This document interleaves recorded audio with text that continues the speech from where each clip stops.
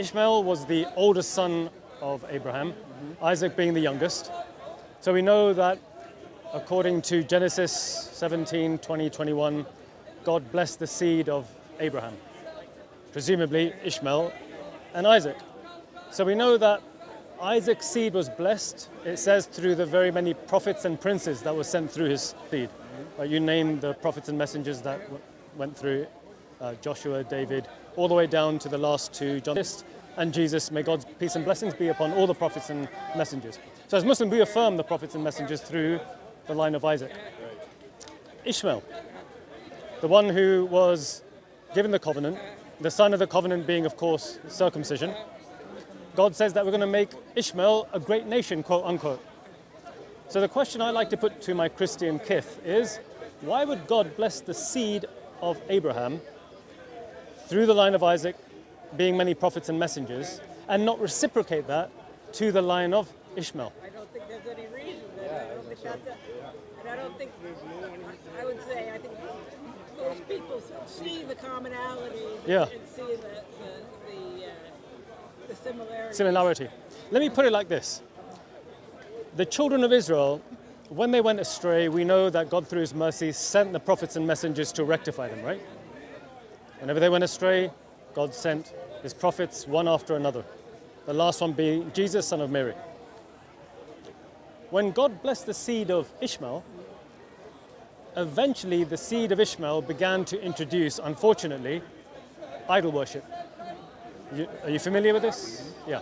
So did the Yeah. Jews as well. The Jews in the early times as well. Yeah, So yeah. On both sides. Right. But unlike the Jews, they were given prophets and messengers. The question then arises, if God blessed the seed of Ishmael and said that they are going to be a great nation and their covenant will be an everlasting covenant, everlasting, and yet they ended up committing the greatest crime against God, which is a violation of the first, Hear, O Israel, the Lord our God, the Lord is one, right? The first commandment. Why wouldn't God reciprocate that blessing that he gave to Isaac and send a prophet to rectify this nation that he says, God says, is made to say, is going to be a great nation?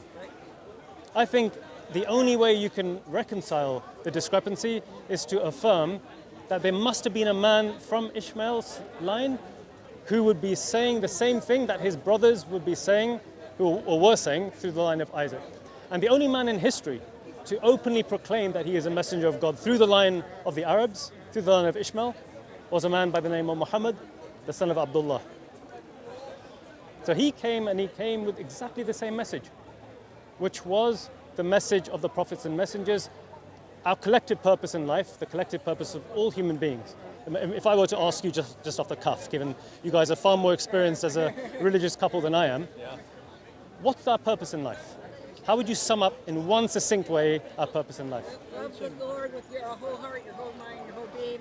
Love your neighbor as yourself. How would you love the Lord your God with all your heart, with all your soul, with all your mind? Because that would be just in all aspects of your everyday life, Listen to fine people like you, get ready to find life, try to raise your children. Right. Worship the Lord. Right. So in other words, we're establishing our rights amongst our fellow loved ones, our fellow human beings, our neighbors, even our pets. Right? If you bring pets into your life, you have a responsibility, right? They have rights over you. We got a funny story out of it. The only reason we're here is because we helped our daughter move with her cat from the U.S. to Wales. Oh, nice. We spent a lot of money on our cat. And has she been looking after a cat? Yeah. She better, right? Yeah, that's right. Otherwise she'll be hearing from you too. So the recognition of rights is an obvious thing that we human beings all share. You guys brought children into this world. You guys immediately recognize that obvious innate right as parents that you owe your children something. You can't just abandon your children, let them go astray. If they're doing wrong, they'll find out. They're about to fall down the stairs, they'll find out the hard way. No. You're going to keep it within reason. You're going to try and keep things balanced. But within yourselves you have a responsibility. We're growing older, and hopefully we've brought our children up in a good enough way where they're going to reciprocate that when we grow old, right? Oh, for sure. Yeah, I mean, the Arabs have this saying that you bring children into your life for two reasons: to carry on your genealogy and when you get old, right? Yeah. So we hope Well spoken. Yeah, we hope.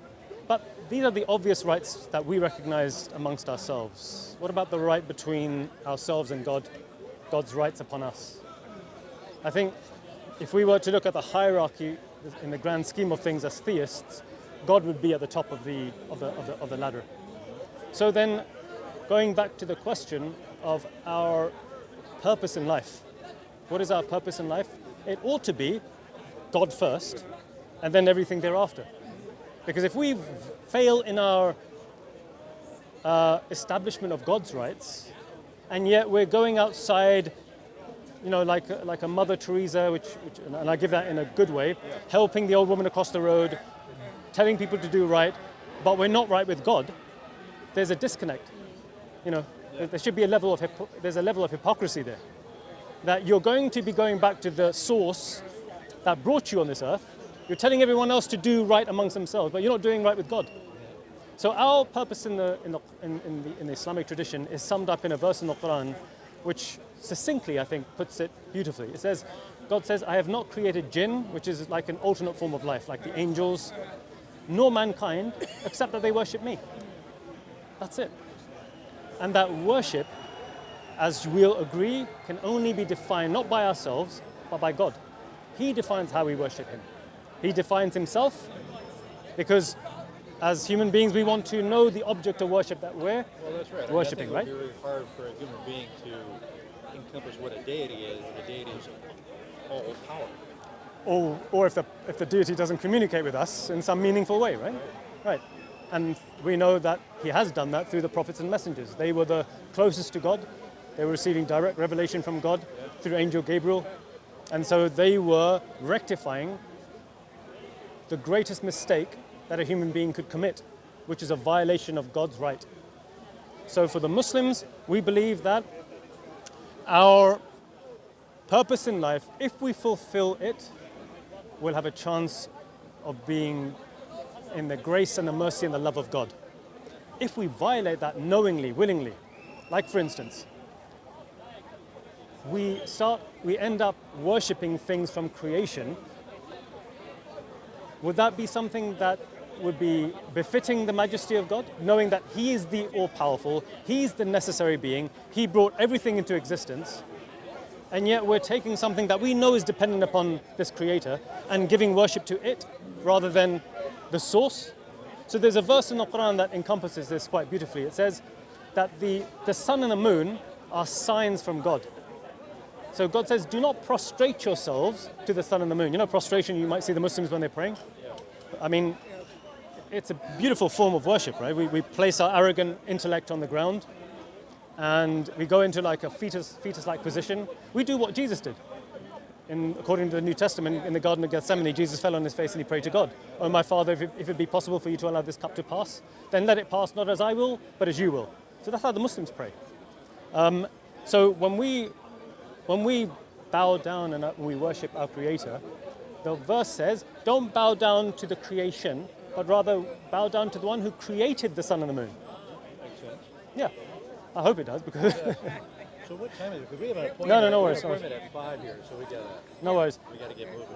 What time is it? It's 3:40. 3:40. We got a ways to walk. Yeah, we Have you? to walk, Yeah. So thanks for your time. No problem. Appreciate it. Listen, Very interesting. Yeah. thank you. If you guys have any questions, feel free to ask. I don't, but I do appreciate your time. And when we've been Yeah. to London before, we've usually stopped by Yeah. to take this corner. It's always So great. just before you guys go, Yeah.